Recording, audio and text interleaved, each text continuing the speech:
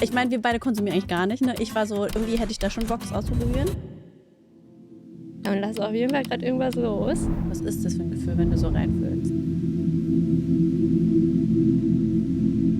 Also ich will irgendwie anders, ich weiß nicht, so gesehen werden. Das ist das vielleicht. Was ist meine Intention? Wut, unausgelebte Wut. Ja. Dass Cannabis als natürliche Medizin hilft, ist mittlerweile undiskutierbar. Dass Cannabis für den Rausch zum Wegschippern konsumiert wird, ist auch kein Geheimnis. Doch was kann Cannabis eigentlich noch? Denn jenseits beider Extreme gibt es noch zahlreiche andere, nenne ich es Ziele oder Absichten für den Konsum. Willkommen beim Mary Jane Podcast. Ich bin Jung und heute mache ich mal was ganz anderes. Wie viele von euch wissen, habe ich die Mary Jane Berlin mitgegründet, aber konsumiere eigentlich gar nicht. Ich bin einfach Fan von alternativen Heilmethoden und feiere die Pflanze. Und nach Vanessas Folge im Podcast dachte ich mir, okay, wenn Cannabis mir helfen kann, mehr über mich zu erfahren, dann bin ich ready. Und da wollte ich euch einfach mitnehmen, weil ich glaube, dass Cannabis so vielen Menschen da draußen helfen kann, abseits des Rausches. Das Verrückteste, ich bin nicht allein. Ich habe Mi, unsere Head of Conference, eine sehr gute Freundin und auch meine Workbestie davon erzählt. Sie konsumiert auch null und sie meinte, sie wäre auch dabei. Was bei uns abging, ob Cannabis wirklich mehr bringt als Lachflash und Fressattacken, das werdet ihr heute sehen. Herzlich willkommen zum Mary Jane Podcast. Dankeschön. Danke, dass du dir Zeit genommen hast, obwohl du gerade richtig viel zu tun hast, gerade mit der Mary Jane Berlin. Also bevor wir unser Selbstexperiment starten, wollten wir ja ein paar coole Fakten recherchieren, die wir einfach mal so austauschen und so diskutieren können. Ich habe mir die extra ausgedruckt. Ja, ich sehe schon, voll professionell. Ich dachte mir, reicht ein Handy? Ja. Also, ich habe mehr in Richtung, wie das, also in Form von Ritualen früher genutzt wurde und wie das auch zelebriert wurde, Cannabis. Und zum Beispiel wurde das früher in Form von schamanischen Trance genutzt. Also es wurde entweder, Cannabis wurde geräuchert, also man hat das gar nicht geraucht, sondern man hat dann sozusagen sich in so ein Zelt gesetzt und dann das eingeatmet, diesen Rauch, der verdampft wurde. Ey, warte, das habe ich auch recherchiert. Das Ja? waren, hier habe ich, glaube ich, warte. Das waren die Skythen, so ein Nomadenvolk in der euroasischen Steppe. Ah, ja, genau. Die haben das vom 8. bis 3. Jahrhundert vor Christi haben die gelebt, nördlich des Schwarzen Meeres. Und da haben die das für rituelle Zwecke genutzt, vor allem eben bei Begräbniszeremonien. Das heißt, wenn jemand gestorben ist, danach haben die sich alle in so ein Zelt gesetzt, da waren so heiße Steine, da haben die das raufgeworfen. Und dann haben die das eingeatmet, ne? Die haben das eingeatmet, genau. Und vor allem, weil die, genau, einerseits Opfergabe war das auch, aber andererseits wollten die wie so ein Tor öffnen zur anderen Dimension oder zur Geisterwelt. Das hatte ich auch noch gelesen. Ja, wenn jemand gestorben ist, man genau. ein Tor öffnen möchte. Krass. Ja, das habe ich auch. Ja. Okay. Nice. Dann habe ich noch, nämlich, genau, weil ich auch geschaut hatte, weil in vielen Kulturen das eigentlich nicht als Rauschmittel gilt, sondern wirklich als Heil- und Ritualpflanze, weil es eben Bewusstseinsveränderung erzeugt und dadurch bestimmte Erfahrungen erleichtert. Ja? Und die Cannabispflanze wurde schon vor mindestens 7500 Jahren von den Menschen genutzt. Und zwar habe ich die Rastafari in Jamaika nochmal mir durchgelesen. Aha. Und das war ja in den 1930ern in Jamaika entstandene Glaubensgemeinschaft. Und die hatten eine sehr, sehr tiefe spirituelle Denkweise und haben ihr Leben als gewaltlosen Kampf gegen Ausbeutung und Unterdrückung verstanden. Und das Krasse aber ist, dass sie Cannabis konsumiert haben zum Meditieren, zum Nachdenken und zum Debattieren. Das heißt, ja, weil viele ja dachten, die Rastafari haben geraucht, um high zu werden und Spaß zu haben, aber die durften eigentlich Cannabis gar nicht außerhalb dieser religiösen Zeremonien oder Diskussionen, die sie hatten, nutzen. Ja. Weil, das ist nämlich auch krass, alle Drogen waren bei denen verboten, auch Tabak und Alkohol. Ach, krass.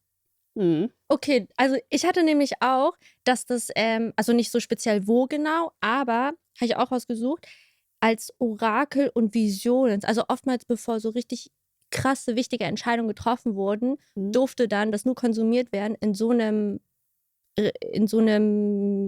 Ritual, sag ich mal, Mhm. um danach dann sozusagen Antworten zu bekommen oder genau, bevor man dann irgendwie große Entscheidungen trifft. Also passt es auch zu dem. Ja, genau. Aber die haben praktisch das genannt, die haben das Reasoning-Sitzungen genannt. Mm. Das heißt, die haben praktisch Cannabis geraucht und dann haben die über so ihre Prinzipien geredet, über das Leben diskutiert oder auch eben nochmal eine engere Verbindung zu ihrem Gott zu haben. Also das haben die wirklich so in sehr speziellen Sitzungen gemacht und gar nicht Und so außerhalb random. so einer Sitzung war das dann eigentlich verboten? Nee. Ja, okay. Voll Also krass, ich würde sagen, vorspulen zu heute, was ganz anderes. so, nicht um alt zu werden. Voll krass. Nee, wirklich. Ach, krass. Ja, weil bei denen so ja auch alle Drogen eigentlich verboten waren. Ne? Voll krass. Also in indischen Traditionen, also im alten Indien habe ich noch gesehen, dass es oftmals voll im religiösen Kontext verwendet wurde und man hat so eine Art Cannabis-Getränk gezaubert. Also gar nicht geraucht, sondern ich weiß nicht, ob ich das richtig ausspreche, aber Bhang, B-H-A-N-G, Ja. das ist ein Cannabis-Getränk und es wurde bei religiösen Festen und zu Ehren von Gottheiten wie Shiva Das habe ich auch. getrunken. Ja. Ja, das habe ich so ähnlich, weil, und zwar in Nepal, ist Hm. Cannabis nämlich illegal. Nur einmal im Jahr, da gibt es so ein richtig wichtiges Hindu-Fest, da ist nämlich Cannabis erlaubt wegen Shiva. Und das Fest heißt Mahashivratri-Fest. Mhm. Ich habe extra gegoogelt, wie man das ausspricht. Wann ist das? Das weiß ich nicht. Aber die konsumieren nämlich Cannabis, um dem Gott Shiva zu ehren. Und Shiva ist ja einer der Hauptgottheiten im Hinduismus. Und der steht für Zerstörung, Transformation und Meditation. Das bedeutet Ende des Alten und Schaffung des Neuen.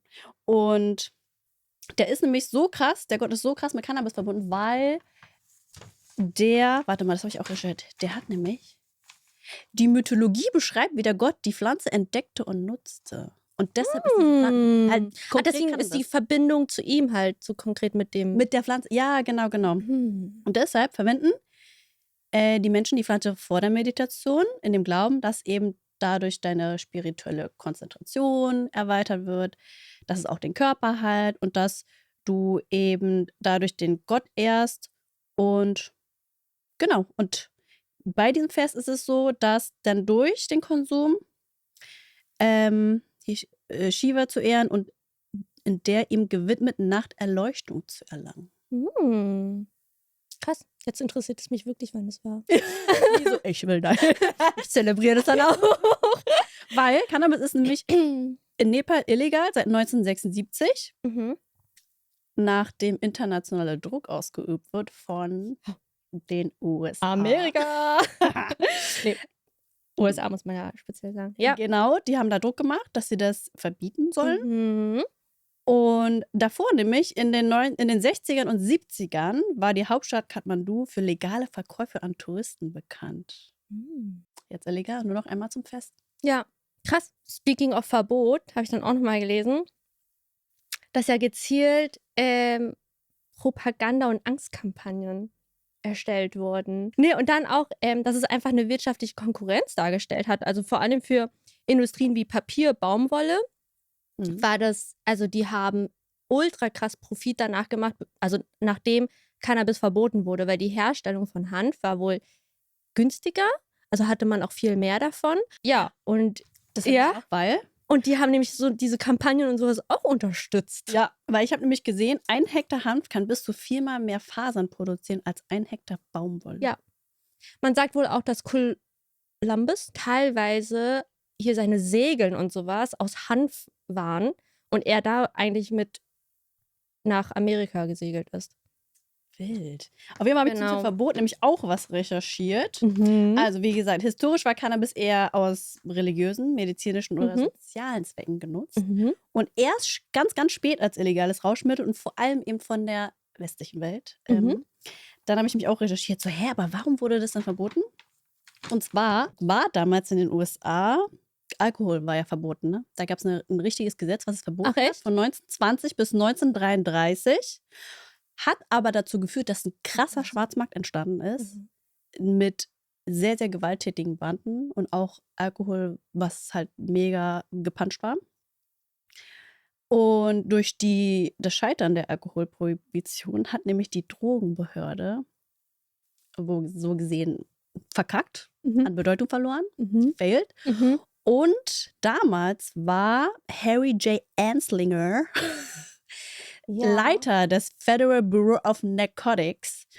Und der dachte sich, scheiße, läuft nicht mehr bei mir. Ich muss das irgendwie retten. Genau, ich muss ja meinen Bereich retten. Ich muss jetzt mit dem Finger auf jemand anderen zeigen. Oder einer Pflanze, damit ich wieder wichtig werde. Und dann hat er nämlich Cannabis als neues großes Problem dargestellt. Aber nur Cannabis damals oder auch andere Drogen? Ich glaube, der hat sich erstmal auf Cannabis gestürzt. Dann hat er nämlich, also er hat erstmal statt Hemp, hat er Marijuana eingeführt. Ja, das ist auch so rassistisch dargestellt. Genau. Ja, der hat praktisch so richtige, auch so Fernsehkampagnen gegen Schwarze und Mexikaner geführt. Und wie es auch steht, ne? Weiße Frauen würden durch den Konsum sexuell enthemmt, schwarze und mexikanische Männer zu Vergewaltigern und Mördern. Ja. Durch den Konsum. Das ist so krass, ne? Also, und der hat auch Einzelfälle, wenn da was passiert ist, so mega extrem dargestellt. Gehetzt. Ja, gehetzt. Ja, gut. Wisst ihr jetzt Bescheid, Leute? Wisst ihr jetzt Bescheid, in welche Kammer muss ich gucken, aber... Du kannst alle gucken. So. Aber krass, dass es damals auch keiner hinterfragt hatte, ne? Ich meine, heutzutage haben ja auch unsere Medien ganz großen Einfluss darauf, ne? Ja. Je nachdem, wie du die Sachen frames. Aber an sich, wie gesagt, dass die älteren Völker das wirklich als Ritual und Heilpflanze gesehen haben, was es auch ist, von der Natur geschenkt. Ja. Aber wir so im Westen halt diesen Rausch thematisiert haben und dadurch nämlich auch diese ganze Angst, Panik, Prohibition eingeführt haben. Und dementsprechend bin ich aber mega froh, dass in Deutschland jetzt medizinisches Cannabis legal ist und natürlich jetzt auch der Eigenanbau. Aber gefühlt, wenn man so Leute fragt, gibt es nur diese zwei Konsumaten. Entweder medizinisch, das hilft dir wirklich, oder Rausch, du bist halt. Und ich finde auch tatsächlich, die wenigsten wissen, mich auch inkludiert, bevor ich hier Recherche betrieben habe, wie das auch früher genutzt wurde und woher diese Heilpflanze auch kommt. Ja. Also ich finde das voll faszinierend. Weiß man, wo das zum allerersten Mal entdeckt wurde? Oder wo die auch zum allerersten Mal angebaut wurde? Wo der Ursprung? Ich glaube, ich hatte das auch mal gegoogelt. Also auf jeden Fall irgendwo in Asien. Aber ich weiß auch gar nicht mehr. Aber wirklich vor Tausenden, aber Tausenden. Ja. Voll schade eigentlich, dass irgendwie sowas Besonderes, was in so Ritualen einmal im Jahr in Nepal eingesetzt wird, so ein Stigma bekommen hat. Ja. Auf jeden Fall hatte ich ja die Folge mit Vanessa. Und da hat sie ja mir erklärt, wie man eigentlich konsumieren könnte. Ja. Wie man sich mit der Pflanze verbindet, um was Neues über sich zu erfahren. Und als ich dir das ja erzählt hatte, ich meine, wir beide konsumieren eigentlich gar nicht, ne? Der Moment war ich so, okay, krass, ja, also irgendwie hätte ich da schon Bock, das auszuprobieren. Aber als ich dir erzählt habe, hattest du ja auch irgendwie Bock. Warum hattest du Bock? Ich habe mich das heute Morgen auch gefragt, so, was ist da nochmal passiert? Ich weiß noch ganz genau, wo ich saß in der Wohnung, in meiner neuen schönen Wohnung. Ja. Die Sonne schien gerade so in mein Gesicht, dann hast du davon erzählt. Das war richtig aus so einem, sei es Bauchgefühl, Herzgefühl, whatever, so ein Enthusiasmus. Ja, ich will das auch machen. Oder von wegen, oh mein Gott, warte mal, Jung, wenn du das machst, fühle ich mich sicher bei dir, würde ich das auch machen. Und wie lustig wäre das, wenn wir das beide zusammen machen. Aber ich habe mir eigentlich vorgestellt, dass wir das irgendwie dann zu Hause machen, irgendwann davon berichten. Und dann hast du einen oben drauf gesetzt und meintest, wir machen das live. Nee, warte mal. Das habe ich andersrum verstanden. Ich dachte. Well, here we are. Okay, dann haben wir uns krass missverstanden, aber. Wie hast du es verstanden? Ich dachte, du meintest, ja, dann machen wir es. Ja, du meintest ja, lass es doch zusammen machen. Also ich wollte ja mein Selbstexperiment alleine machen, weil ich will ja niemanden da reinziehen, der nicht will. Und du meinst, lass es doch zusammen machen. Und ich so. Und dann dachte ich, du meinst ja wirklich vor Kamera. Also heute. Nee, ich dachte nämlich, lass es zusammen machen. Ja, voll, lass es zusammen machen. Zu Hause, irgendwo. Okay. Und dann fiel irgendwann das Wort so, ja, dann, keine Ahnung, nehmen wir das. To be honest, ich wusste ja bis heute noch nicht mal, dass wir das. Also ich habe keine Erwartungen, wie der Ablauf ist. Ja, ist auch gut. Ja, ich glaube, ich bin einfach mit Vertrauen daran gegangen. Okay. Also deswegen. Dann würde ich dir nochmal sagen, Ja. wie wir vorgehen. Und zwar würden wir mal schauen, dass jeder sich eine Intention setzt. Mhm. Dann würden wir einfach mal in unseren Körper reinfühlen, was wir so gerade so fühlen. Mhm. Du nimmst ein paar Züge, der Duck hilft uns, unser Trip. Wissenschaftlicher Begleiter. Wir nehmen Verifiziert. aus wissenschaftlichen Gründen dieses Experiment, werden wir ein paar Züge nehmen und dann mal gucken, was wir zu unserer Intention fühlen, wahrnehmen und erkennen über uns. Und wenn du merkst, aber da kommt was hoch, ich bin ja ein Glück in der Coaching-Ausbildung, dann lösen wir das gleich auf mit ein paar Herzintegrationen. Mhm. Und dann werde ich auch ein paar Züge nehmen, meine Intention setzen und dann können wir mal gucken, was so kommt. Alright. Hast du denn eine Intuition, wenn ich dich frage, welche die jetzt so spontan kommt? Eine Intention? Die erste. Ja. Oh, welche? Ja. Mich zu zeigen, Thema wahrscheinlich auch Sichtbarkeit, was gerade sehr, sehr, sehr präsent gerade in dieser Woche für mich war. Aber gar nicht nur auf der Arbeit. Also das ist, Shoutout an Duck, das ist wahrscheinlich auch eine Identifikation, die ich angenommen habe, mich klein zu halten. Und ich weiß, dass irgendwo in mir auch eine Stimme da ist, die ist richtig, richtig genervt davon, dass ich mich so klein halte. Also die wartet nur darauf, bis ich das auflöse. Ich weiß noch nicht, ob ich bereit bin, das aufzulösen. Aber ja, Thema Sichtbarkeit, mich zeigen, in deine Größe zu gehen. Meine Größe zu gehen. Wir können ja mal die anderen ein bisschen abholen. Also Mi ist Head of Conference dieses Jahr bei der Mary Jane Berlin. Also sie organisiert die ganze Konferenz. Die habe ich ihr in diesem Jahr übergeben und ich habe sie auch ein wenig begleitet. Und in dieser Woche haben wir gemerkt, dass wir sie bisher nicht so beworben haben, wie wir es uns vorgestellt haben.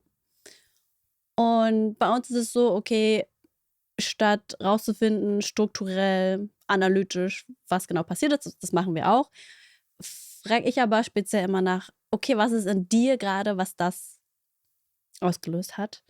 Und dann gab es auch nur so den kleinen Moment, da haben wir so einen neuen Weekly Call eingeführt. Und Ersin, unser Geschäftsführer, hat einfach Mi vergessen. Er hat sie vergessen. Ja. Das ist da so, also auf jeder Ebene zeigt sich dieses Thema. Und ich weiß, ich habe dir erzählt, du so, wann ist der Weekly Call? Ich so, 13 Uhr. Und ich gucke so, ups, du wurdest vergessen. Und ich dachte mir so, oh mein Gott, das ist der Moment, wo du jetzt wirklich für dich kämpfen musst. Oder halt dich einsetzen musst. Ja. Um halt das Thema aufzulösen. Ja, damit du sichtbar wirst, damit du als groß wahrgenommen wirst, als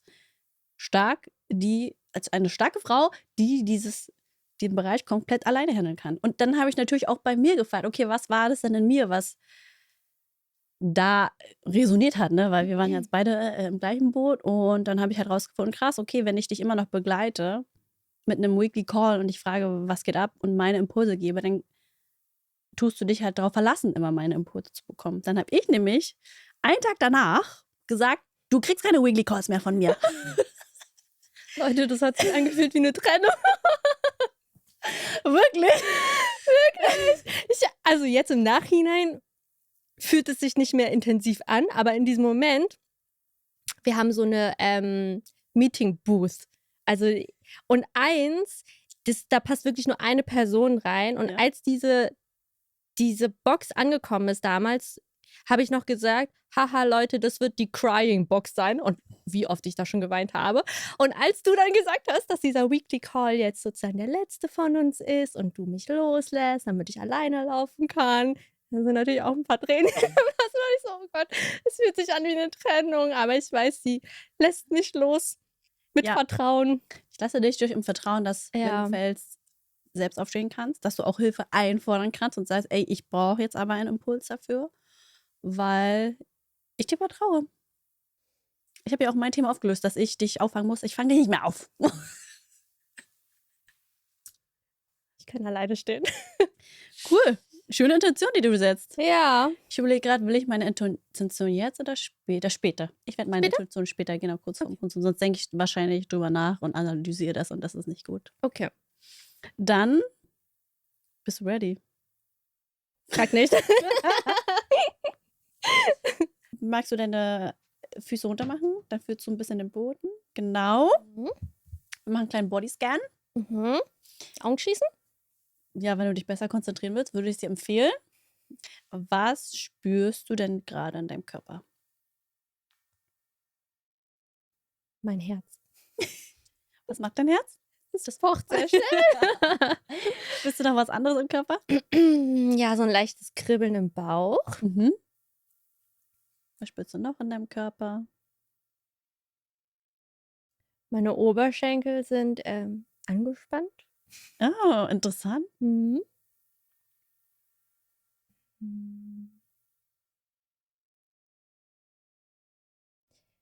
Leichtes Kribbeln in den Fingerspitzen. Jetzt fühlt sich das ab meinen Knien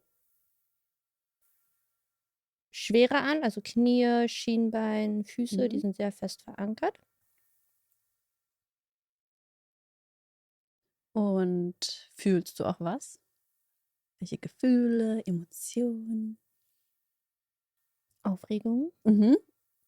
aber auch Freude. Neugierde. Oh, ich wusste, dass du es jetzt sagst. Wirklich? Ne? Ja, ich wusste neugierig so. Und deshalb. Neugierde. Ja, Neugierde. Vertrauen. Mhm. Und weiß nicht genau, welches Wort das ist, aber also bin überrascht. Also überrascht, dass ich das mache, dass wir das machen. Weißt du, wie das Team reagiert hat? So, oh. Ja, Leute, cool. Der Blick von Kika werde ich nicht vergessen, wirklich. Du bist ready für die Erkenntnis, die kommen darf in Verbindung mit Cannabis. Und welche Gedanken hast du? Ich habe gerade schon eine leichte, was heißt Erwartung, aber Wunsch, dass ich das spüre, irgendeine Antwort bekomme. Ich mache mir ein bisschen Sorgen. Das ist noch so ein bisschen dieser Wachstumsschmerz, worauf man keine Lust hat.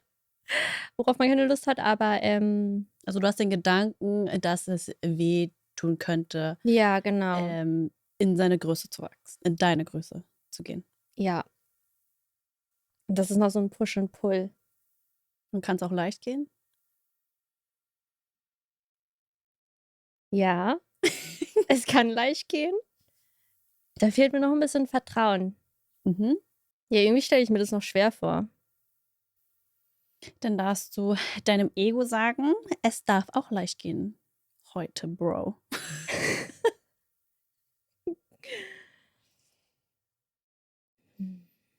Mhm. Dann kannst du nochmal an deine Intention denken. Und wenn du ready bist, und dann verbinde dich einmal mit dir und deiner Pflanze, wie auch immer sich die Pflanze dir zeigt. Und dann kannst du mal einen Zug nehmen. Das langsam ein Mini-Zug reicht auch. Du kannst auch deine Augen zumachen, gucken, was du dabei spürst.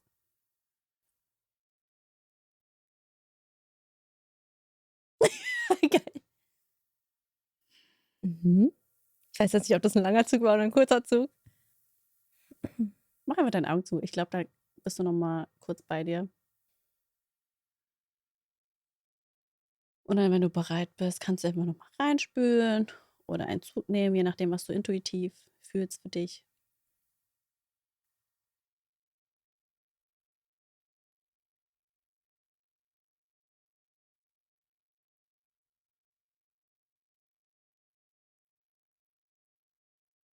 Was passiert? Was nimmst du wahr?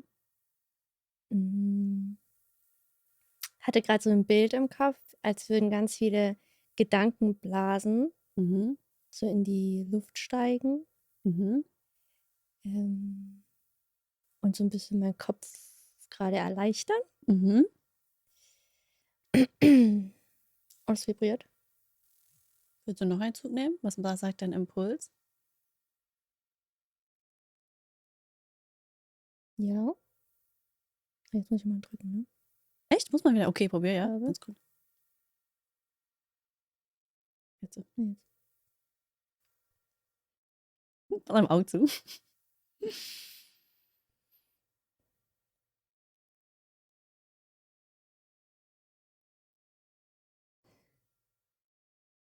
Hm.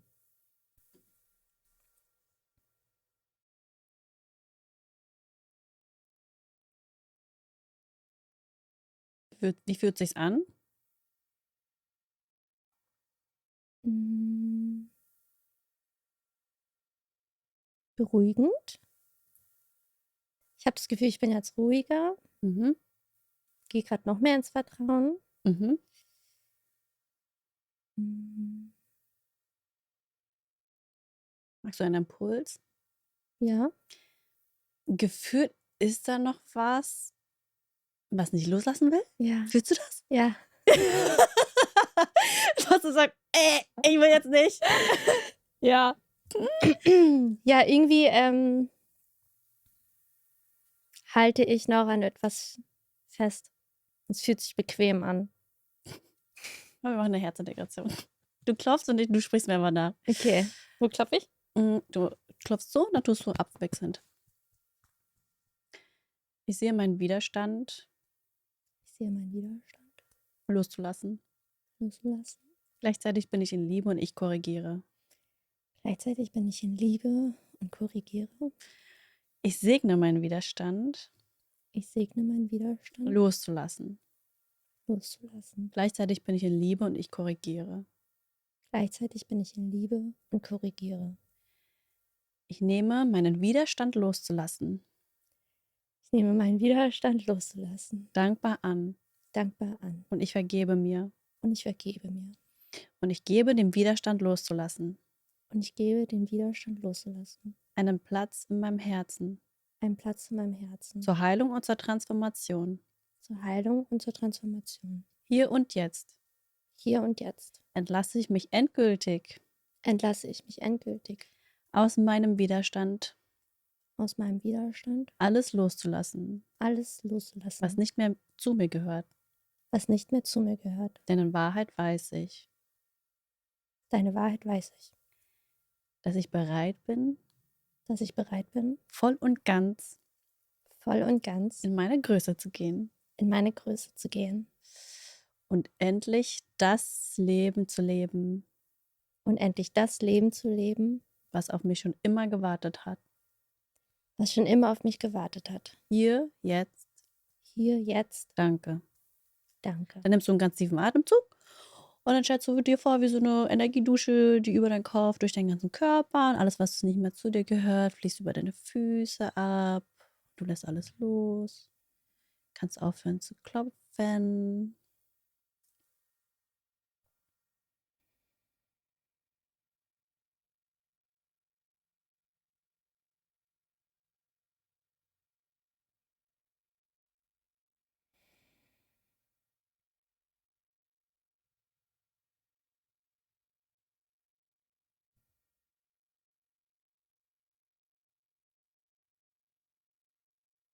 Wie fühlst du dich?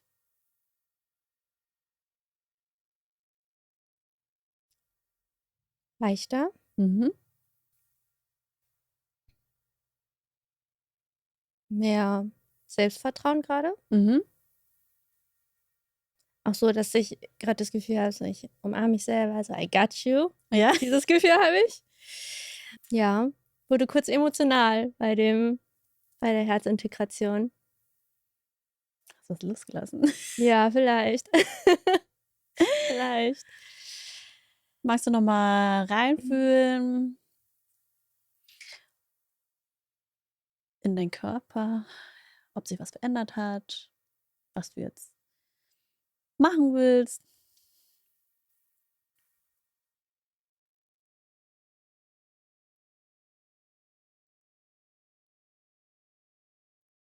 Was bekommst du für einen Impuls? Mm. Gerade habe ich gar keine Gedanken im Voll Kopf. gut. Ja. Also, Ist ruhig. ja, ich habe gerade gemerkt, dass ich suche, aber da ist gerade eine angenehme Stille. Mhm. Habe das Gefühl, ich könnte jetzt, also auch wenn du mal andere Fragen stellst, könnte ich einfach so frei drauf los, ohne vorher, dass der Kopf nachdenkt. So ein bisschen ungefilterter. Ja. Körper ist generell jetzt eigentlich ganz entspannt. Mhm. Neben den Kopf mehr war, aber der Kopf fühlt sich sehr leicht an. Mhm. Magst du noch einen Zug nehmen oder nicht? Ansonsten gucken wir so rein. Ich weiß nicht, ob ich verspüre oder nicht. Was? Ich weiß nicht, ob ich verspüre oder nicht. Das ist nur dieses, du nimmst einen Zug oder du fühlst einfach nur den Körper rein, Okay, wenn du es fühlst. na Aber gut. das musst du nicht. Ja, die Gedanken sind leichter.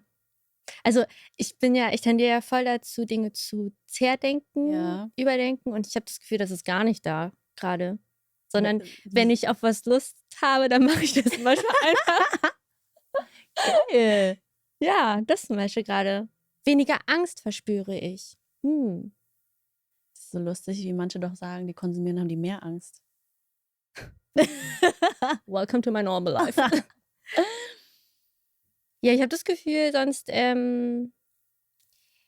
habe ich auch einem Kollegen öfters gesagt, dass meine oder meine Alltagssituation oftmals von der Angst entschieden werden. Oder basieren auf der Angst. Und das fühlt sich gerade leichter an. Feiern. Mhm. Well, let's see.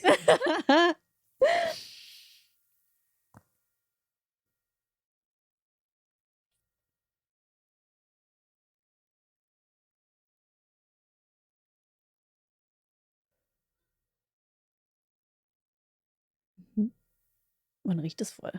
Ja? Ja, oder ich weiß nicht, ob das Tablett ist. Wie fühlst du dich? Bin gerade ein bisschen stolz auf mich. Weirderweise. Ja. Aber wie fühlt sich das an, dieses Gefühl von keine Angst zu haben, stolz auf sich zu sein? Was ist das für ein Gefühl, wenn du so reinfühlst? Sich zeigen zu wollen. Also Also wie viel, wenn du mal deine Augen schließt und einfach reinfühlst, wie sich das im Körper anfühlt? Also was spürst du im Körper? als würde sich hier auf der Brusthöhe was lösen, Mhm. was vorher so richtig fest war, wie so ein Mhm. Ball.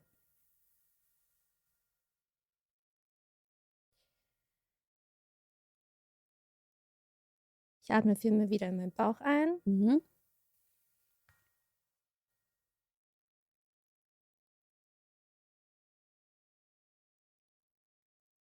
Ja, und lasse auf jeden Fall gerade irgendwas los. Was willst du, was kommt?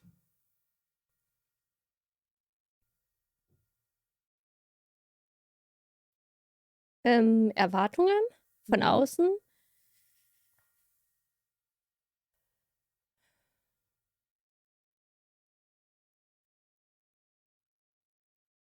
Und dass ich sein kann. Voll.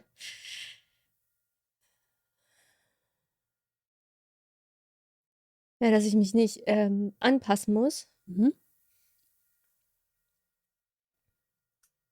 in verschiedenen Situationen.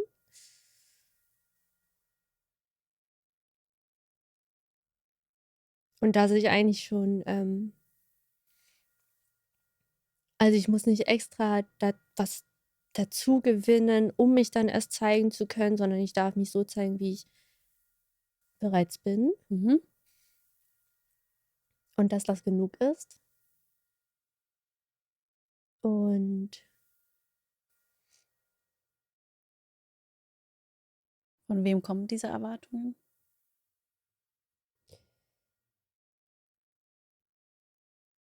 also hauptsächlich habe ich gerade mich selber gesehen, Mhm. dass ich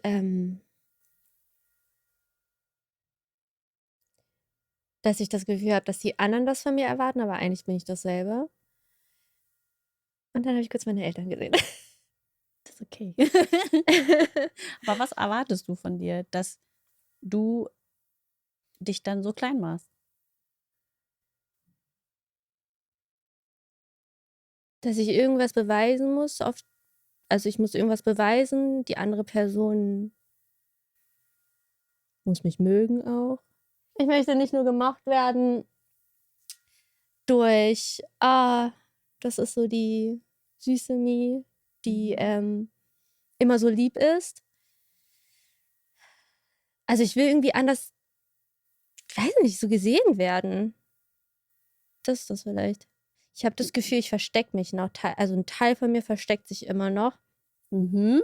wenn ich auf Arbeit bin, zum Beispiel.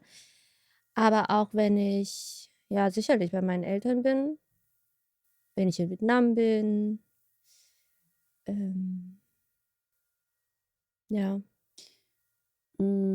Also so richtig frei werden wir erst, wenn wir alle Seiten von uns zulassen, zu jeder Zeit. Oder alle Seiten annehmen, weil es unheimlich viel Energie kostet, gewisse Seiten von sich oder Schatten von sich wegzuhalten. Mhm. Und wenn du natürlich nur glaubst, hey, die süße, anpassbare, empathische Mi wird gemocht, dann wird halt die, ich sag mal, durchsetzungsfähigere, wütende, ich nenne es mal zerstörerische, um das jetzt mal so zu übertreiben, damit du weißt, wenn du das zeigst, dass du halt nicht angenommen, geliebt, respektiert wirst. Und jeder hat sicherlich so eine Kernerfahrung gemacht. Ich kenne das auch. Ich habe ja ein Thema mit meiner Wut, die ich nicht zeige, die ich mir irgendwie nicht erlaube. Und dass halt wir auch mit gewissen Glaubenssätzen in der Gesellschaft, also das kleine süße Mädchen wüten halt nicht, kleine süße Mädchen wären halt nicht laut, kleine süße Mädchen brauchen das ja nicht. Ja, mir ist gerade auch noch in den Sinn gekommen, also als du meintest, kleine süße Mädchen sind nicht das. Früher tatsächlich auch, also nicht nur früher, das glaube ich auch selber noch. Ich fühle ja immer sehr viel und ich lasse ja gerne alle Emotionen irgendwie durchgehen in meinen Körper und bin auch manchmal die Emotion, dass ich immer zu intensiv bin. Bin nur zu viel, zu intensiv. Das hatte ich, glaube ich, auch angenommen. Ja. Aber du hast ja nicht nur deine süßen, empathischen, verständnisvollen Seiten. Du hast ja noch ganz andere Seiten, die dir helfen, aber in deine Größe zu gehen. Weil es natürlich Momente gibt, da musst du dich durchsetzen. Da musst du eine Ansage machen und was einfordern für deinen Bereich. Mhm. Und das darfst du auch. Und das heißt nicht, dass du das von den anderen nicht gesehen wirst oder weniger respektiert wirst. Es hat nur ein altes Muster, was dann läuft, ne? Und du bist in einem Team, das wirklich auf alles gut reagieren kann. Ne? Also wir reden über alles im Team. Und dementsprechend kannst du auch immer was offen kommunizieren. Ne? Weißt du, was mir aufgefallen ist? Dass ich Dinge offener kommunizieren kann und auch Ansagen auf meine Art und Weise machen kann, wenn ich ein One-on-One-Gespräch habe. Aber sobald wir in der Gruppe sind, irgendwas mich dann davon zurückhält, da auch das zu sagen, was ich dann zum Beispiel später am Telefon zu der Person sagen würde. Dann fühle mal rein. Kannst deine Augen schließen? Ich habe eigentlich schon die Antwort. Ah, du hast schon Antwort, Jana. Was ist die Antwort? Ja, Angst vorm Versagen. Also irgendwie so, es sind dann zu viele Eyes on me in der großen Gruppe. Ja. Und was ist, wenn diese Aussage gar nicht legitim ist, wenn die eigentlich gar keinen Sinn macht, wenn die Idee blöd ist, wenn die Ansage zu übertrieben ist. Sowas. Und Wie fühlt sich diese Angst an dem Moment, wenn du mal reinfühlst in den Körper? Ich sehe gerade mich in klein, Mhm. in jungen Jahren auf dem Spielplatz und da ist wie so ein Schatten über mich. Mhm. Eine Gruppe um mich herum. Und ich bin wie so, ich habe irgendwas falsch gemacht oder werde ausgelacht dafür. Ausgelacht werde ich dafür, Mhm. genau. Ja, und das fühlt sich an, das löst dann aus, dass ich in den Rückzug gehen will. Mhm.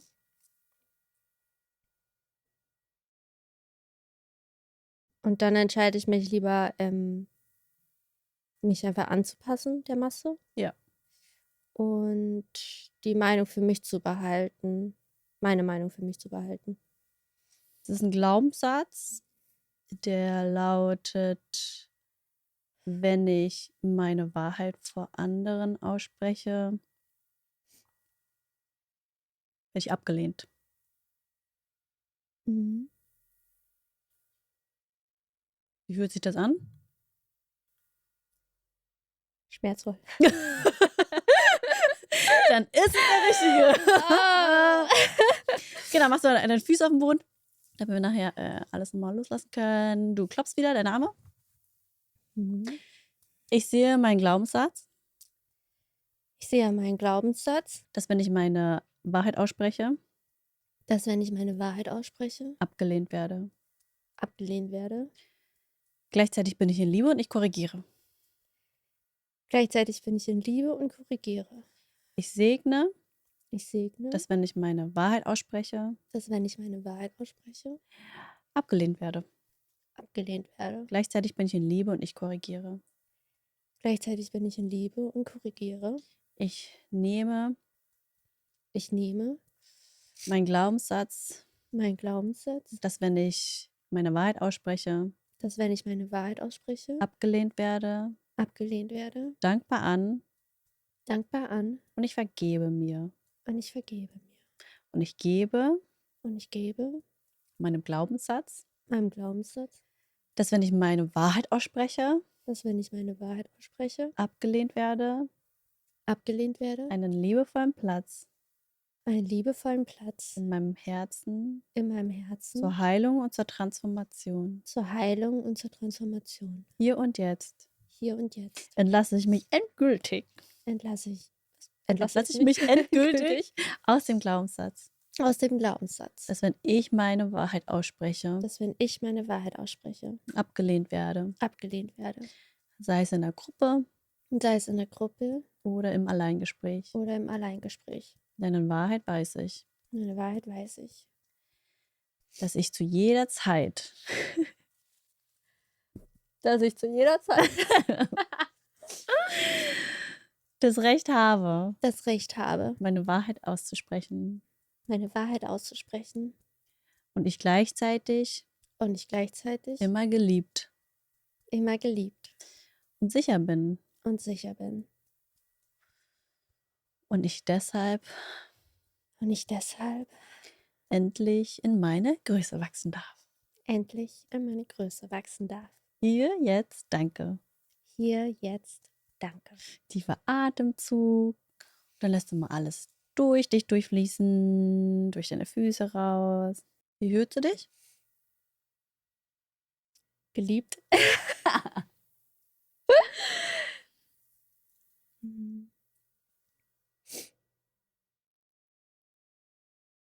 Gut.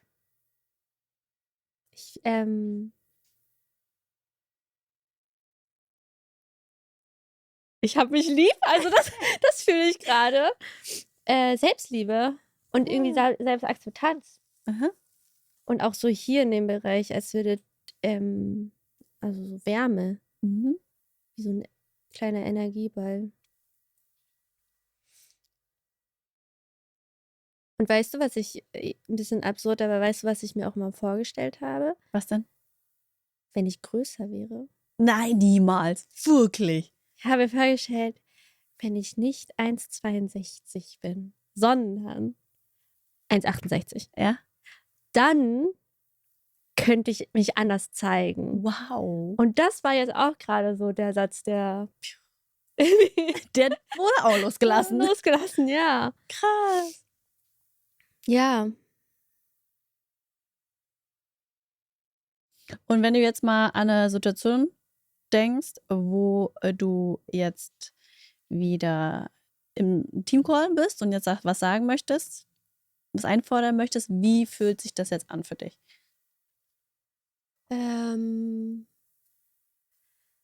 Immer noch eine kleine Aufregung ist da. Mhm. Und ich werde wahrscheinlich auch 2 Leute, 3 Leute von mir abwarten, bis ich dann was sage. Ja? Das fühle ich. Aber die Aussage fühlt sich gerade wichtiger an, die mitzuteilen dem Team, als meine Sorge, Angst, diese What-Ifs dahinter. Also eigentlich habe ich mich gerade von der Aussage gelöst, habe ich das Gefühl. Was meinst du mit Aussage gelöst? Also wenn ich jetzt zum Beispiel eine Idee teile oder eine Ansage mache, Ja. dass ich mich selber davon gelöst habe. Also ich sage zwar das dann, Aber das bist nicht so. das bin nicht ich. Ja.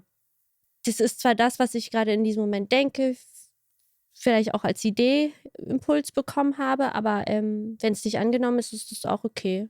Also dass ich trotzdem in diesem Raum sitzen darf und existieren darf. Also wenn du nächstes Mal von er sich vergessen wirst, ist es nicht mehr so schlimm. Beziehungsweise wahrscheinlich wirst du auch nicht mal vergessen, weil du ja dein Thema zum Teil aufgelöst hast, ne? Ja. Und dass du auch, bevor du redest, also du weißt, jetzt kommt die Antwort, dass du einfach mal wirklich dass du deine Schultern wirklich öffnest Mhm. und diese Weite, das Vertrauen und so fühlst, was du jetzt gefühlt hast, weil du weißt ja jetzt den Unterschied zwischen der Angst, abgelehnt zu werden, Mhm. und dem Gefühl, ey, ich kann alles sagen, was ich sagen möchte. Und das muss auch nicht richtig sein, meine Nee, Aussage. muss auch nicht Genau. richtig sein. Das. Es soll nicht immer, wenn ich was sage, muss es richtig sein, muss gut ankommen. Und das fühlt sich gerade, ja, das ist so ein eigenständiges, die Aussage ist eine eigenständige, weiß nicht, ein eigenständiges Ding und ich bin ein eigenständiger Mensch. Ja, weil egal was du sagst, du bist immer noch genauso viel wert danach wie davor und weiß ich was, weißt du? Ihr werdet mir immer noch Hallo sagen. Ja. Dass du einfach das Gefühl hast und sagst, hey, jetzt sage ich es und das hat nichts mit mir, meinem Wert, meiner Selbstliebe, whatever. Ich bewerte meine Aussage auch nicht, bevor ich was sage. Das ist auch noch das Ding. Tust du das? Ja. Also ich tue das automatisch bewerten und dann sagen, ach ja, andere haben ja eh eine bessere Idee oder andere haben ja eh mehr Ahnung in dem und dem Bereich. Mhm. Ja, da kommt wieder dieses Jahr, was ist, wenn ich was Falsches gesagt Genau. habe, wenn ich dumm dastehe, wenn die denken, die hat keinen Plan. Ja. Ja. Ich habe mich nochmal gerade, das fühlt sich hier gerade so richtig, als hätte ich das weggeschoben. Mhm. Hm.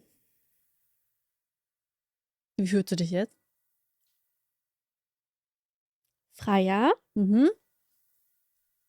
Jetzt habe ich so eine aufgeregte Lebensfreude. Also ich will so das Leben anpacken.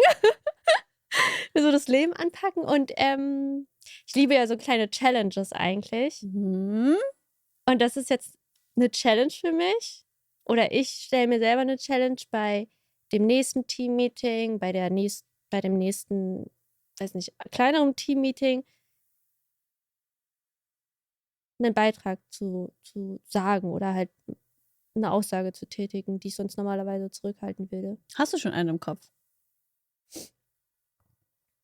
Ja. Habe ich schon Gefühl. Warte mal, nächste Woche ist das Team-Meeting, die Folge geht in 4 Wochen. Ja, du kannst mir die sagen, weil die kommt erst.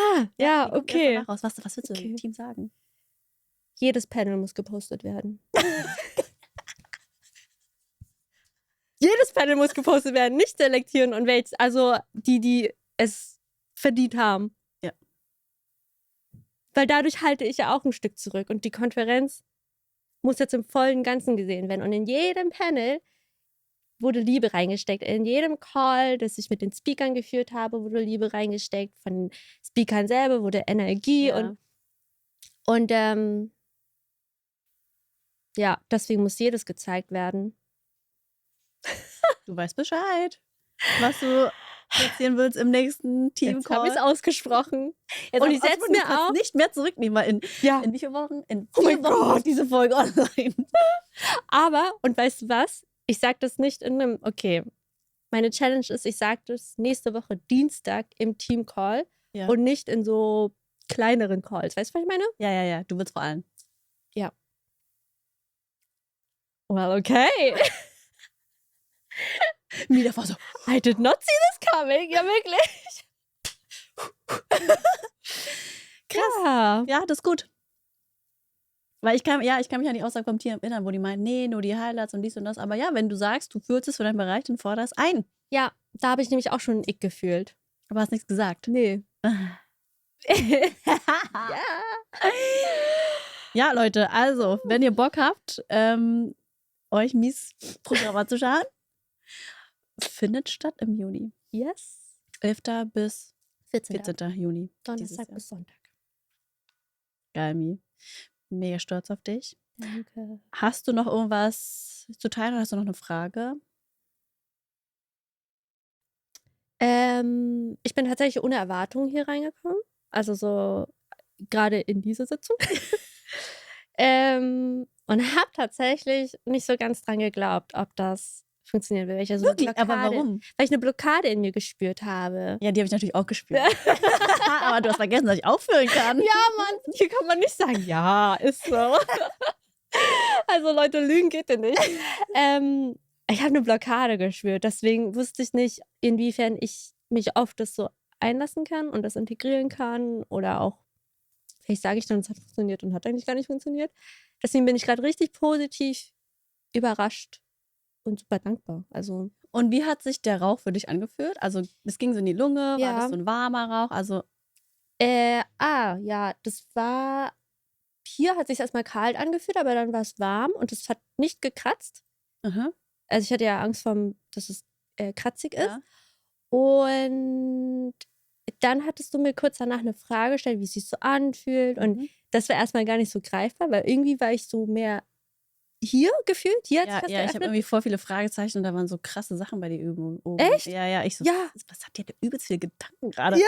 Aber du hast irgendwie gesagt, ja, ist ruhig. Ich denke mir so, warum sehe ich andere Gedanken über ihrem Kopf? Ja, die haben sich so wie so gelöst, aber trotzdem, die waren nicht so greifbar. Ja. Und meinen Körper habe ich in dem Moment gar nicht gespürt. Also der war voll fest verankert. Ach krass, du Ja. hast mehr hier so. Ich war mehr hier, so, ja. Und dann habe ich erstmal mich kurz gefragt, spüre ich was? Und ja, dann dann waren diese Gedanken irgendwie, sind so freier geflossen. Manche habe ich vielleicht auch gar nicht so wahrgenommen. Und dann war es dir einfacher, auf meine Fragen einzugehen. Ja, genau. Und das, was du fühlst. Genau. Und wie hast du dich mit der Pflanze verbunden? Wo ich meinte, ja, verbinde dich mal mit der Pflanze. Ich wusste safe, ich bin so neugierig. Wie hat sie sich mit dieser Pflanze verbunden? Ich habe diese Frage auch geliebt. Ich war dann kurz so ein kleines Ding in mir so. Also, wir haben ja eine Pflanze zu Hause. Ja. Der habe ich einen Namen gegeben. Leonie heißt sie. Mit Y, so wie me. Und die ist gerade ein bisschen pflegebedürftig. Es Ja. ist eine Strelizie. Die ist gerade ein bisschen pflegebedürftig. Und ich habe mir einfach vorgestellt, dass ich irgendwie gerade sie streichle, mit ihr rede, sie mit mir redet. Mhm. Und dann habe ich mir eine Cannabispflanze vorgestellt auf einem Berg. So Nebel war da und die war irgendwie da ziemlich alleine, aber sehr weit oben. Ja. Und das hatte irgendwie so ein beruhigendes Gefühl gegeben. Das war wohl, also Leonie war dann eine Cannabispflanze. Aber ja. Also als ich meinte, ja, verbinde dich mit der Pflanze, hast du die Cannabispflanze auf dem Berg gesehen, hast dir einfach hingeschaut und wusstest, okay, jetzt du und ich jetzt. Ja, die saß auch so im Schneidersitz da und ich saß dann auch irgendwie im Schneidersitz oder so da und dann habe ich, ja, das war so die Verbindung oder das Bild, was ich gesehen habe. Geil. Ja, danke auf jeden Fall. Danke. Jetzt bin ich ja gespannt, was Oh deine Gott, ja. ist. Was meine Experience ist. Also, ich lasse mir jetzt mal meine Füße auf den Boden, Buba. Ich hoffe, du kannst trotzdem hier liegen. Mach mal so. Kollege. Warte, ich muss kurz nachfühlen. Kurz alles loslassen. Oh, ich Allergie dich vom Mietrett. Lass mich wieder los. Ich lass dich wieder los. Ich lass dich in deine Eigenverantwortung. Was ist meine Intention? Wut? Unausgelebte Wut? Mhm. Ja. Wow. Ja, richtig Bock drauf jetzt. Ja. Das kam schon richtig fett so. Wut, unausgelebt. Ich so, okay. Noch mehr Mut. Mhm. Ja, ich habe die mir auch schon ein paar Mal angeschaut. Ich weiß nicht, was mir genau fehlt, aber vielleicht kriege ich einfach nochmal einen neuen Impuls, eine neue Perspektive von der Cannabispflanze in Verbindung, Mhm. was mir hilft, mir meine Wut zu erlauben. Mhm. Weil, also früher konnte ich mir die gar nicht erlauben, das habe ich dann mega runtergeschluckt, dann habe ich mich immer zurückgezogen. Mhm. Ich konnte nicht mal laut werden oder so, ne? Aber mittlerweile ist es so, dass ich dann schon auch mal laut werden kann und sagen kann, ey, ich werde jetzt richtig wütend, Ja. aber danach kommt ein schlechtes Gewissen. Oh. Also hast du sie eigentlich noch nicht erlaubt? Nee, Du weil hast dann es kommt in ja dem die Moment Schuld. erzwungen. Nee, also es ist schon, ich bin schon einen Schritt weiter, dass es so rauskommt, aber Ja. dann kommt die Schuld. So, oh, du wurdest jetzt laut, so kann man doch nicht reden und so, aber Und stellst du dir vor, dass die andere Person dadurch verletzt wurde durch seine, oder bist du trotzdem bei dir und hast einfach nur ein schlechtes Gewissen? ich habe einfach ein schlechtes Gewissen. Like, voll. Okay, okay, andere, die so gar nicht in ihrem Bewusstsein sind einfach die ganze Zeit wütend und schreien andere an, denen ist es scheißegal und du Ja. hast so ein schlechtes Gewissen dabei. Ja. Hm. Guck ich mal, was die Pflanze mir zeigt. Gut, Soll ich bin einmal? ich ready. Ja. Oder mach du. Oh, warte, ich würde mich auch einmal verbinden. Mhm. Interessant, wie sich das so zeigt. Okay. Let's go.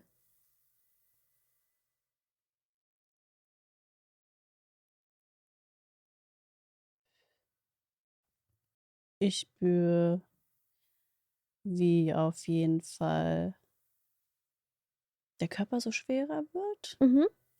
Der Körper wird schwerer, das fühle ich noch.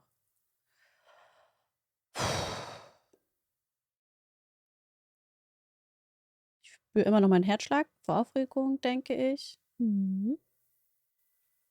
Also ein bisschen die Angst, nicht zu wissen, was passiert. Mhm.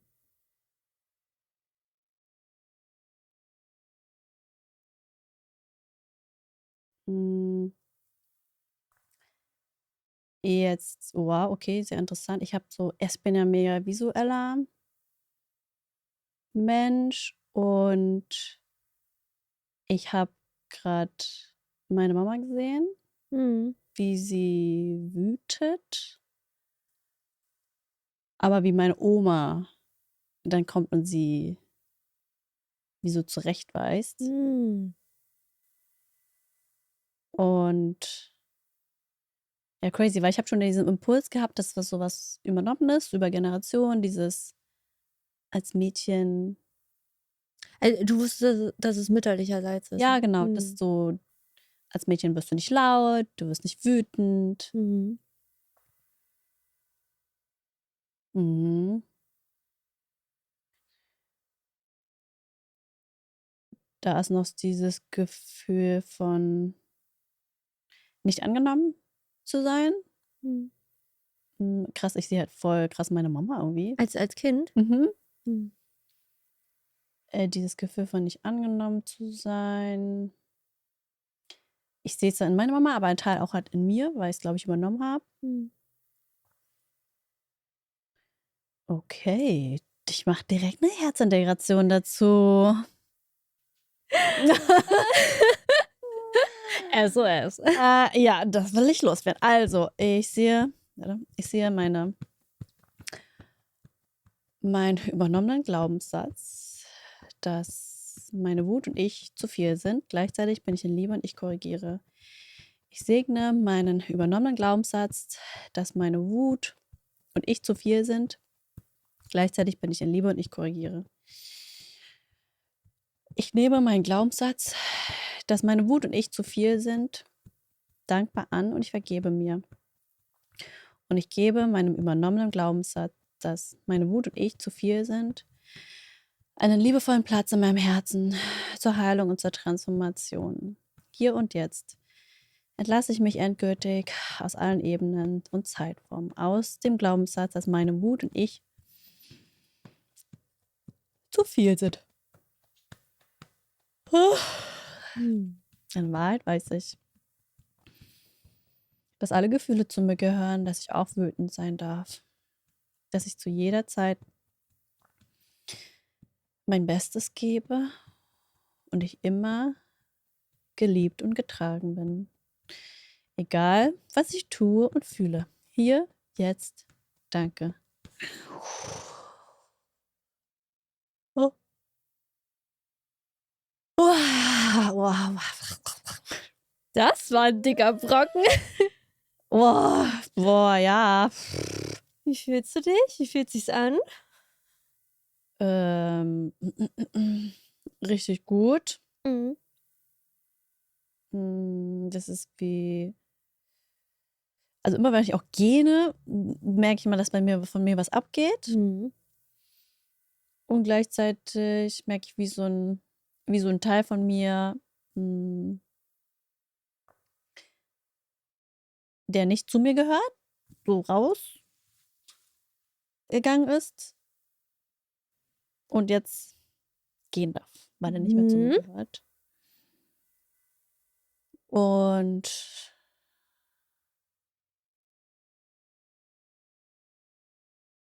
jetzt habe ich, das ist ein lustiges Bild, so ein Bild von mir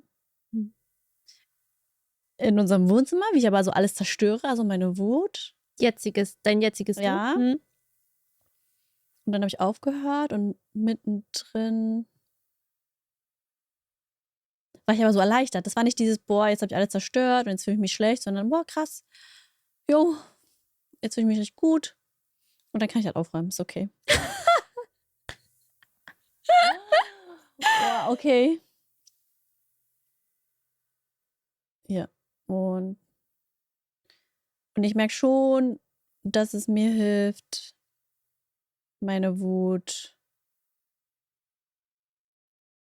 körperlich, also bisher bin ich immer nur, wenn dann laut geworden, was mir dann halt leid getan hat. Aber gleichzeitig auch so, dass ich meinen Körper mitnehme, also dass ich entweder, also ich sehe jetzt so irgendwie so, wo ich mich schüttle oder so, also dass ich das wirklich so körperlich auch ausagieren darf und dann in dem Moment loslassen darf, die Wut, die ich fühle. Weißt du, was wir mal machen werden? Was denn? In einen Rage Room gehen. Gibt's sowas in Berlin? Ich glaube schon. Ich suche. Ich buche uns was. Ich habe es gerade gesehen. Ich glaube, das würde dir gut tun. So ein Rage Room und dann kann man alles zerstören, ne? Ja. Und da musst du nicht aufräumen. Da musst du kein schlechtes Gewissen haben. Dann kannst du das machen und dann dieses Gefühl dann auch schon mal üben. Wild, ey. Ich nehme noch einen Zug. Okay. Okay. Hatte jemand zugeguckt, als du in der Vorstellung gerade euer Wohnzimmer kaputt gemacht hast? Nee, das war ich alleine. Du warst alleine da. Ich war alleine, habe Dinge zerstört. Aber es hat sich so erleichtert angefühlt und auch gar nicht so das schlechte Gewissen, dass ich jetzt Sachen zerstört habe, sondern ist okay. Ja. Und es geht jetzt auch nicht darum, dass ich jetzt immer Sachen zerstöre oder so, Leute, sondern dass in dem Moment, wo die Wut, ich mir erlaube, wütend zu sein, ich auch viel bewusster die Wut beobachten kann. Also sagen kann, hey, ich bin wütend und mir dann Zeit nehmen kann, mich zurücknehmen kann, sei es zu schütteln, kurz mich, weiß nicht, hochzuspringen, weil dann kann ich die Wut bewusst wahrnehmen und nicht irgendwie unbewusst ausagieren oder halt noch schlimmer unterdrücken und dadurch alles in mir behalten, ne? Was halt auch nicht so gut ist, wenn man alles in sich behält. Ja. Ich nehme jetzt noch einen Zug. I see you like it. Und den Unterschied zu spüren. Oh, das war ja stark. Echt? Ja. Da habe ich jetzt nicht so tief gezogen. Das ist das, was unser... Ein bisschen minzig irgendwie. Ich wollte dich gerade fragen, was wenn es fruchtig ist, was für eine Frucht das wäre. Vielleicht, weil ich halt auch nicht konsumiere, das ist so Eine Minzfrucht. erdig, minzig irgendwie. Ja. Airways? Nee, so auch nicht. Aber wenn das eine Frucht. Alle Früchte durchgehen. Mango? Nein. Kiwi? Nee. Kann ich nicht beschreiben. Aber ich merke auf jeden Fall, dass so meine Gedanken einfach runterfahren. Mhm. Weil ich habe ansonsten mal sehr viele Gedanken. Aber fahren die runter, nimmst du die wahr oder weißt du erst gar nicht, was das für Gedanken sind und die fahren trotzdem runter? Die sind einfach nicht da. So. Mhm. Also es ist eher, ich fühle eher so eine Schwere in meinem Körper. Mhm. Und diese Schwere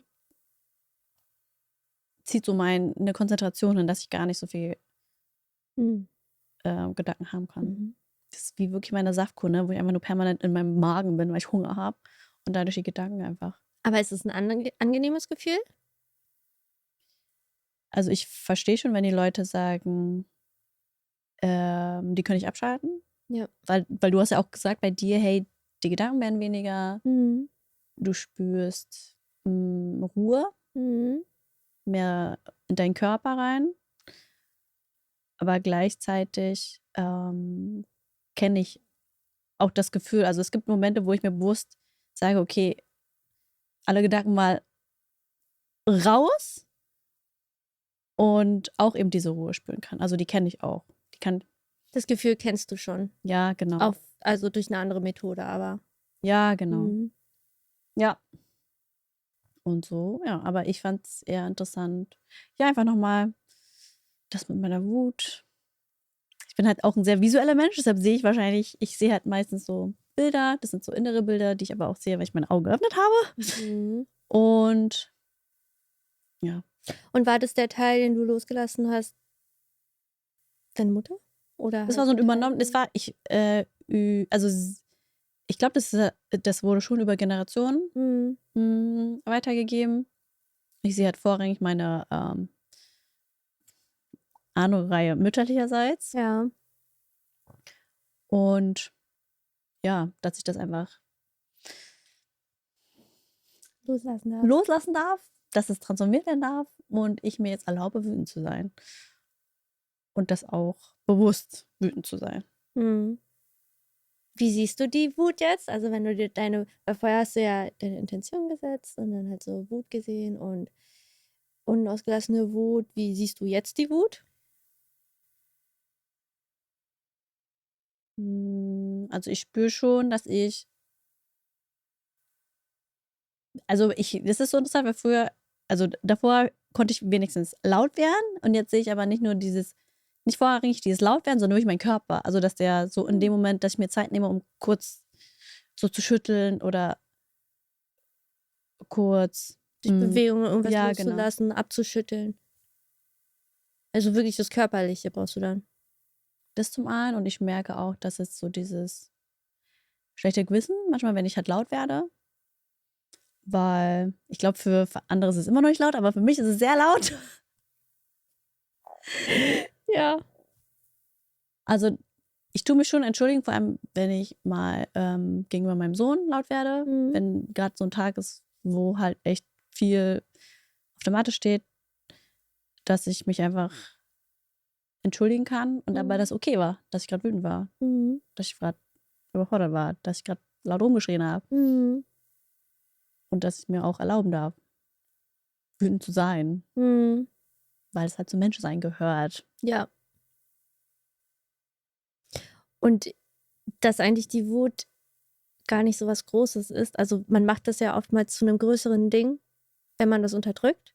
Ja, wenn man es halt unterdrückt oder unbewusst hat. Oder unbewusst. So Ja. unbewusst, sage ich mal, aus der Wut agiert. Aber wenn du sie bewusst wahrnimmst und sagst, hey, du darfst da sein, ich brauche jetzt aber kurz mich ein bisschen schütteln und so und kurz schreien. Und wenn man halt jemanden angeschrien hat, dann kann man sich entschuldigen. Ist auch okay. Echt, aber hattest du jedes Mal, also ich kenne ja dein Lautwerden. Ja. Habe ich manchmal am Telefon mitbekommen, wo es dann so, okay, das ist ein bisschen energischer, aber es ist trotzdem nicht laut. Ja. Aber hast du dich danach dann so schlecht gefühlt? Also wenn du für deine Verhältnisse lauter geworden bist, dass du direkt nach dem Gespräch ein schlechtes Gewissen hattest? Ja, weil manchmal ich gesehen habe, dass mein Sohn sich erschrocken hat. Und das tat mir dann mega leid. Dann hatte ich übelst schlechtes Gewissen. Also Schuldgefühle hoch 10. Was aber null hilfreich ist. Ja. Und jetzt kann ich einfach sagen, hey krass, Mama war gerade echt wütend. Gerade bin ich einfach, weiß nicht, unter Zeitdruck oder müde oder heute war viel los. Ich entschuldige mich, dass ich laut geworden, nicht wütend, sondern dass ich laut geworden bin. Dann schüttle ich mich halt noch. Und dann ist okay. Ja. Dann hat man wieder kurz einen Reset auch, ne? Dass man reflektieren kann, okay, krass, was ist gerade mit diesem Tag gerade los, dass du so wütend wirst? Oder welches Thema habe ich, was ich nochmal in Heilung bringen darf? Integration. Ich finde auch schön, weil nicht, dass es in deiner Verantwortung ist, aber im Fall deines Sohnes, du holst ihn ja dadurch auch ab, was gerade passiert ist. Also, ne, der hat sich ja erschrocken und dann, wir sind, glaube ich, nicht immer damit aufgewachsen, dass man so offen miteinander kommuniziert hat mit den Eltern und, ne? Ja. Aber dass da die Eltern oder du als Elternteil einfach offen kommunizierst und deinen Sohn abholst, dass es auch in Ordnung ist, gerade in seiner Emotion gewesen zu sein und dass du dich dafür entschuldigst. Also da Ja, versteht er das ja dann auch viel mehr. ja, dass wir einfach, ich meine, unsere Generation tut ja viel aufarbeiten, viele Gefühle fühlen und dass wir das aber auch der nächsten Generation mitgeben dürfen, ne? Dass es okay ist, alle Gefühle zu fühlen, wenn man sie einmal richtig bewusst wahrnimmt und dann auch die Bereitschaft, sie gehen zu lassen, dass man sich halt nicht mit den Gefühlen identifiziert. Du bist nicht deine Emotion. Du hast Gefühle, so wie Vanessa es gesagt hat. Ja. Ja, cool. Dann würde ich mich aber nochmal bedanken für die Erkenntnis.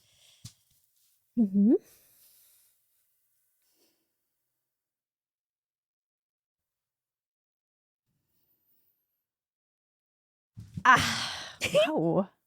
Und? Deine Schultern? Sind die noch? Ja, das ist krass, weil jetzt, das ist nicht mehr so ein Druck, der nach hinten gezogen hat. Also der hat es so wieder nach vorne gezogen, jetzt ist eher so, jetzt ist freier. Als hättest du so eine Last getragen davor auch, ne? Ja, boah, also Du hast dann immer so generationale Glaubenssätze, ciao, Leute. Next Level. Weil du hast dann so mit den Schultern gezogen, da habe ich so, und dann hast du so gemacht. Ich so, oh krass, okay, Baggage. Wann war das? Als du deine Augen zugemacht hattest und gerade in dich reingespürt hast. Meinst du hier ein Kribbeln, so Blase und dann waren so deine Schultern und ich so, krass. Hast du gesehen, wie die gezuckt haben? Echt? Ja, so ein bisschen hier, also mit der rechten Schulter hast du erstmal so gemacht und dann irgendwann bist du so nach vorne. Ich dachte so, oh krass, okay. Ja, ich habe da so eine richtig krasse Druck gespürt. Ich dachte, was ist das? Und ja, aber was ja viele Leute vergessen, dass es viele Sachen gibt, die auch nicht bei dir einen Ursprung haben, ne? Wir übernehmen ja irgendwie ganz viele Glaubenssätze, Generationen geben wir die weiter. Und das aber auch zu wissen, zu verstehen. Ja. Dass man weiß, okay. Woher das kommt. Ja. Ich bin nicht dieser Glaubenssatz. Ich bin nicht das Muster. Alles, was in mir ist, kann ich in Frage stellen, um wirklich rauszufinden, wer ich überhaupt bin. So. Und ich finde auch schön den Fokus, also mit der Herzintegration nochmal, Thema, ich bin nicht meine Emotion, dass man kurz so, du spürst es, du weißt vielleicht auch, woher das kommt. Check. Next. Ja. Jetzt arbeiten wir mit der Emotion, lassen die los oder auch die Wunden los. Also, dass man nicht zu sehr so in der Vergangenheit grabt. Weißt du? Ja, da hast du ja deine Erfahrung. Da habe ich meine Erfahrung. Ja. Also, freust du dich jetzt drauf, wütend sein zu dürfen? Ja, also, warte, ich spüre mal rein. Da ist noch so eine Aufregung. Du wolltest gerade sagen, ne? Ich wollte gerade sagen, weil wie du da sitzt und mich so anguckst, dachte ich so, da ist also so ein bisschen Excitement. Ja. So dieses, okay, wie wird das sein? Ja. So, wie sieht das genau aus? Ja. Wenn ich wütend werde? Ja. Was ist die Situation? Werde ich was zerstören oder schüttel ich mich einfach? Na, so was Befremdliches, ne? Ja, genau. Aber positiv, oder? Aber positiv. Dieses krass, jetzt kommt was Neues auf mich zu, aber ich freue mich drauf. Voll schön. Bist du mit einer Intention hierher gefahren oder hast du jetzt hier in dem Moment dann die Intention gesetzt? Also, warte, lass mich kurz überlegen. Nee, Duke hat ja die Woche seinen Retreat gehabt, ne? Das heißt, er hat seine Themen aufgelöst. Gleichzeitig triggert es ja Themen bei dem Partner. Ja. Dann waren so 1, 2 Aussagen die letzten Tage von meinen Jungs, die mich halt hart wütend gemacht haben. Hm. Und meine Haut, die war fast verheilt. Ich habe so ein Ekzem.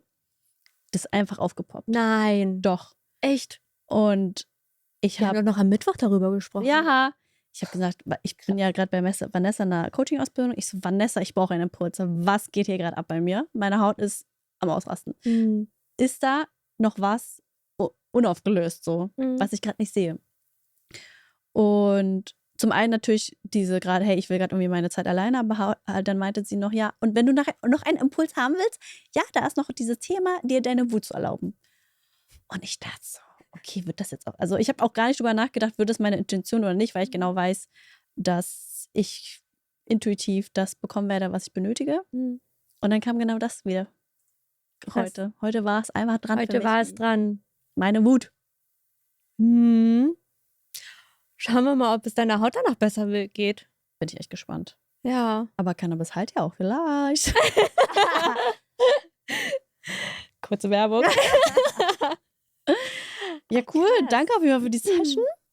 Danke dir. Danke für die Idee. Jetzt ist es eigentlich lustig wieder, dass wir beide aneinander vorbeigesprochen haben, aber dann doch jetzt hier. Ja, das sollte so sein. Das sollte Universum so hat es geklärt. sein. Ja. Danke auch, dass du so einen Safe Space geschaffen hast. Gern geschehen. Ja. Nee, ich bin echt dankbar auch für die Erfahrung. Also, Wie war es noch für dich?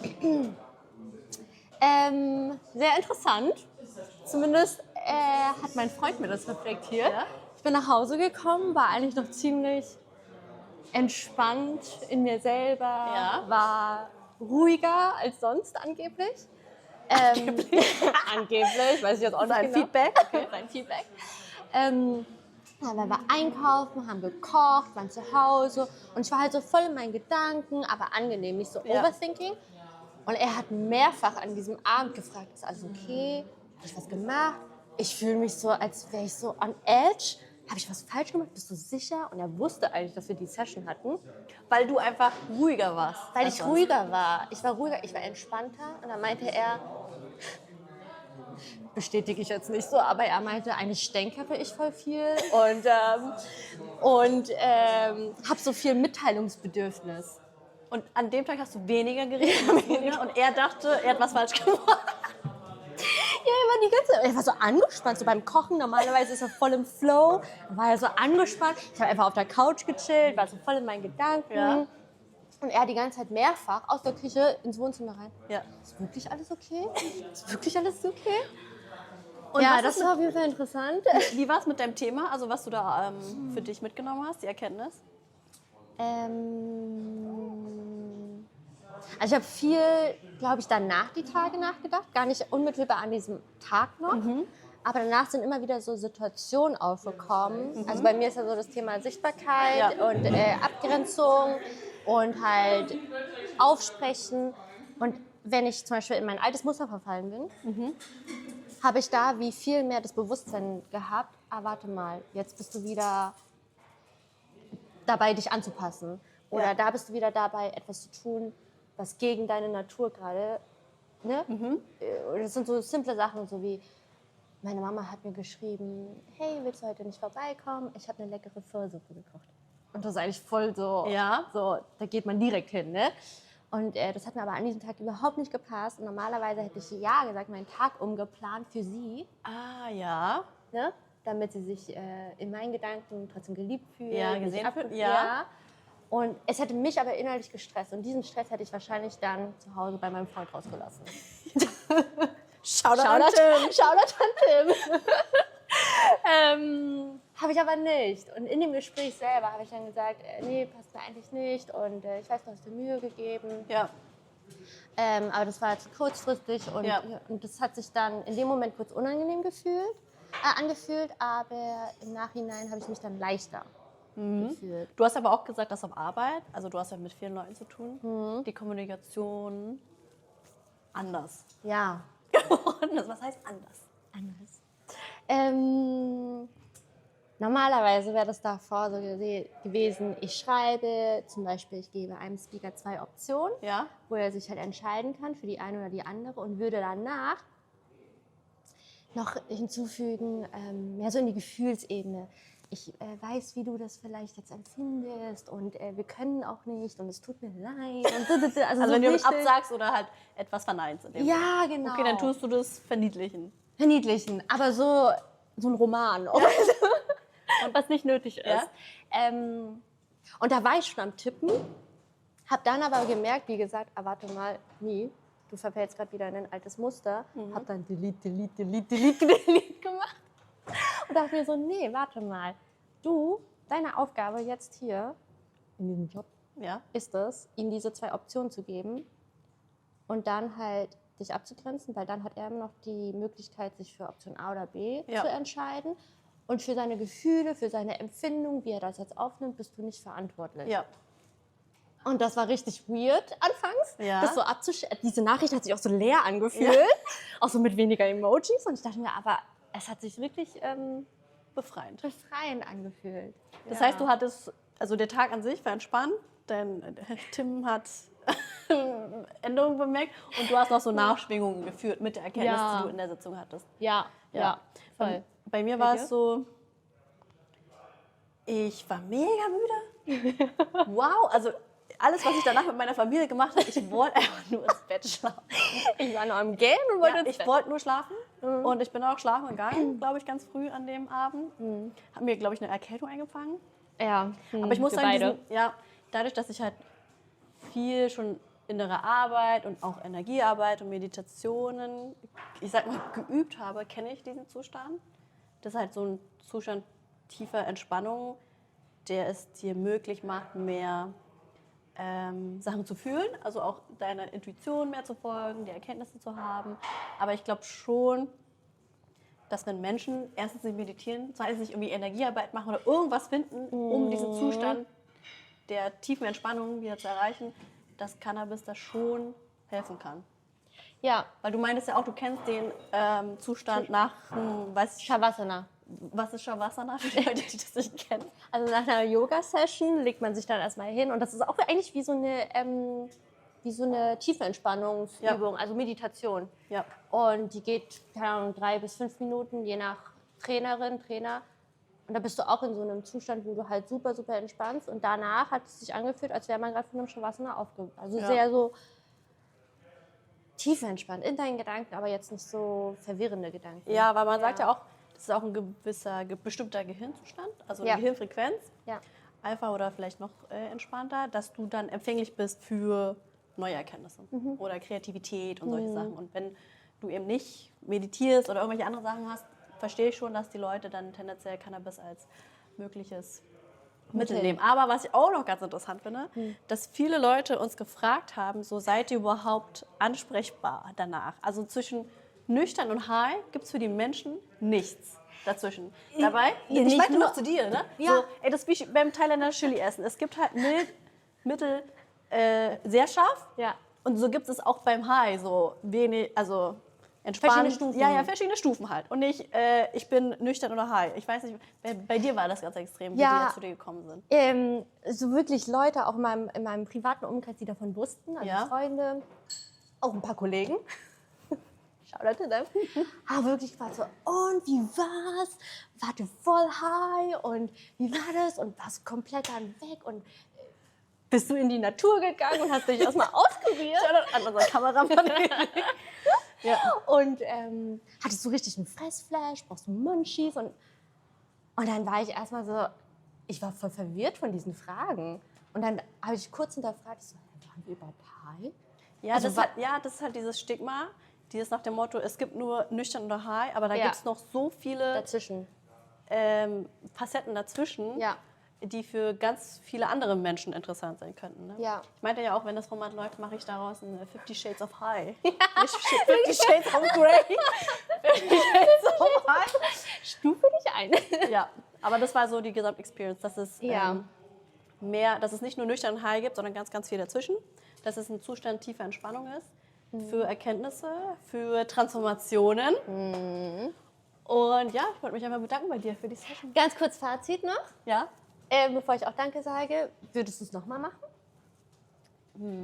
Ich glaube, nicht jede Woche. Jeden Monat weiß ich auch nicht. Weil ich kenne ja den Zustand durch meine anderen Praktiken, die ich so mache. Aber nichtsdestotrotz ist das eine andere Erfahrung. Ich glaube, so alle 2 Monate mit Freunden. Ich habe ja schon eine Anfrage von einer Freundin, die will das machen. Wirklich? Wie geil. Ja, cool. Danke auch dafür nochmal. War auf jeden Fall eine tolle Erfahrung. Freue mich. Alle Links, Infos und Ressourcen findest du wie immer in der Beschreibung. Ich freue mich riesig, dass du eingeschaltet hast. Kommentier mal, welche verrückten, besonderen, erleuchtenden oder auch komischen Erfahrungen du schon mit Cannabis gemacht hast. Abonniere unbedingt den Kanal, damit du keine neue Folge verpasst. Bis zum nächsten Mal. Ich freue mich auf dich. Deine Jung.